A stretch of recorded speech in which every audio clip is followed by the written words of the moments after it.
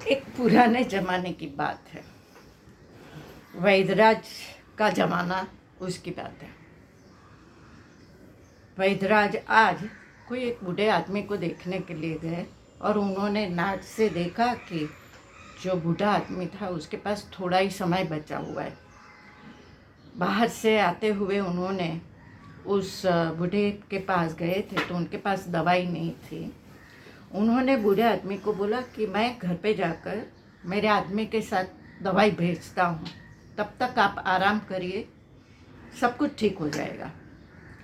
बूढ़ा लेटा हुआ था। अभी रास्ते में जाते हुए वैद्य जी को याद आया कि एक यंग सा लड़का जो पैसे वाले का बेटा था उसको भी देखना था। चल 5 मिनट चला जाता हूँ। और वो उनके पास गए। उनके पास जाकर देखा तो अच्छा था, कोई प्रॉब्लम नहीं था, लेकिन जो युवान था वो शक्की था। उसको ऐसे लगता था कि मुझे कुछ प्रॉब्लम है, मुझे कुछ प्रॉब्लम है, मुझे कुछ प्रॉब्लम है। अभी वैद्यराज थे, उन्होंने बोला कि आपको वैसे तो कुछ है नहीं, लेकिन मैं घर पे जाकर आपके लिए दवाई भेजता हूँ।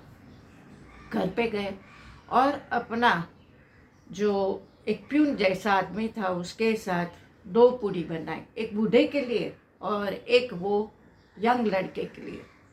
और बूढ़े के लिए उसने एक चिट्ठी बनाई और चिट्ठी में लिखा कि आपके पास समय कम है और जो भी करना चाहते हो वो आप कर लो, जो वसीयत या कुछ भी ऐसा कुछ करना चाहते तो आप कर लो, आपके पास समय कम है। अभी थोड़े समय के बाद वैद्यराज जी के पास जो पैसे वाला युवान था उसके घर से नौकर आया और बोला कि अभी का अभी चलो, यंग लड़का बहुत ज़्यादा बीमार हो गया है। अभी वैद्य जी को लगा कि उसको तो वैसे कुछ भी नहीं है तो वो क्यों बुला रहा है। वैद्य जी को लगा कि मैं आता हूँ करके उस नौकर को भेज दिया। वो पूजा कर रहे थे, पूजा किया और जो भी अपना नित्य कर्म करना था वो नित्य कर्म करके वो लड़के के पास पहुँचे।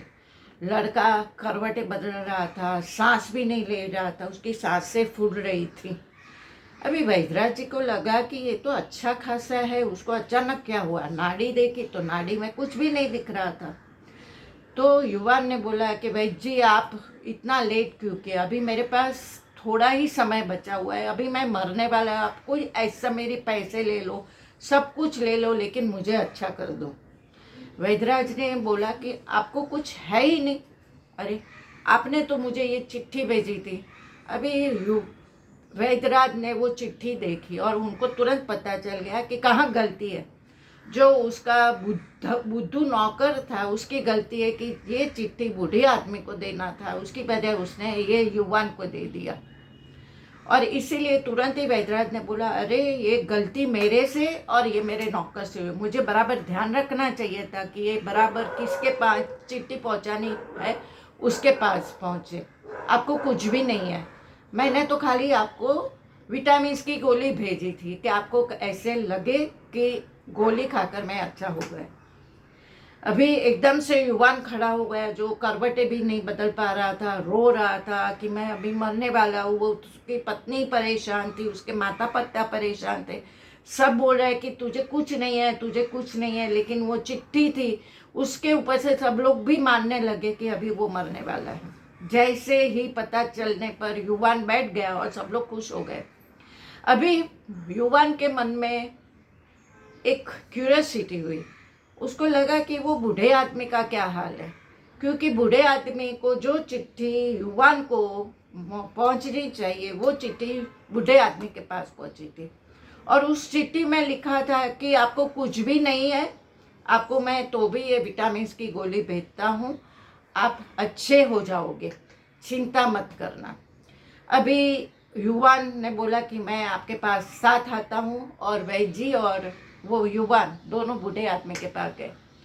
बूढ़ा आदमी फर्स्ट फ्लोर पर अपने बेड में जो लेटता था वो नीचे अपने किचन में भरा थाल भरा हुआ था। थाली में मिठाई भी थी, नमकीन भी था और पूरा थाल भरा हुआ था और अच्छे से मस्त से मस्ती से खा रहा था। जब भी भाई जी आए तो भाई जी ने जो बूढ़ा आदमी था उसने बोला कि अरे भाई जी, आपके जैसे भाई जी कोई मिल ही नहीं सकते। मैं तो खामखा 2-3 महीने से ऐसे ही बेड में पड़ा था और सबकी चाकरी ले रहा था, मुझे कुछ भी है नहीं। आप ही ने मेरी नाड़ी देखकर पहचान लिया कि मुझे कुछ भी नहीं है। अभी देखो मैं यहाँ बैठा सब कुछ मज़े से खा रहा हूँ। यो युवान था, वो बोलने गया कि आप मरने वाले हो। तुरंत ही वैजी ने उसका हाथ पकड़ लिया और बोला कुछ कुछ नहीं, हम अभी जाते हैं, हमें आगे काम है, करके वहाँ से निकल गए। और वो बूढ़ा 2 साल तक जिया। किससे? वैजी की वजह से, उसके मन की वजह से। मन के अंदर उसने सोच लिया, समझ लिया कि मैं एकदम, मुझे कोई प्रॉब्लम नहीं है। और वही मन की शक्ति से वो 2 साल बिना कोई फिजिकल प्रॉब्लम से जिया। जो उसके शरीर में अशक्ति थी, एनर्जी चली गई थी, वो एनर्जी उसने वापस गेन कर ली और वो 2 साल जिया। तो यही कहानी है हमारे मन की। जब भी हमारा मन ऐसे सोचता है कि हम तकलीफ में हैं, हम बीमार हैं, हम नेगेटिव सोते रहते, उसकी असर हमारे शरीर पर होती ही है। तो मन चंगा तो कथरोट में गंदा, ऐसे गुजराती में बोलते हैं। जिसका मन स्वस्थ वही अच्छी तरह जिंदगी जीता है, और जिसका मन बीमार वो स्वस्थ जिंदगी नहीं जी सकता है। फिजिकल प्रॉब्लम आते हुए भी जो मन से स्ट्रांग है वो शरीर के प्रॉब्लम को इग्नोर करते हुए उसको टैकल करता है, दवाई लेता है, जो भी करता है उसको खाली संभालता है। लेकिन मन से स्ट्रांग होने पर उसको ज़्यादा बीमारी असर नहीं करती है। तो सोचो हम कौन से मन वाले हैं, जरूर से सोचना।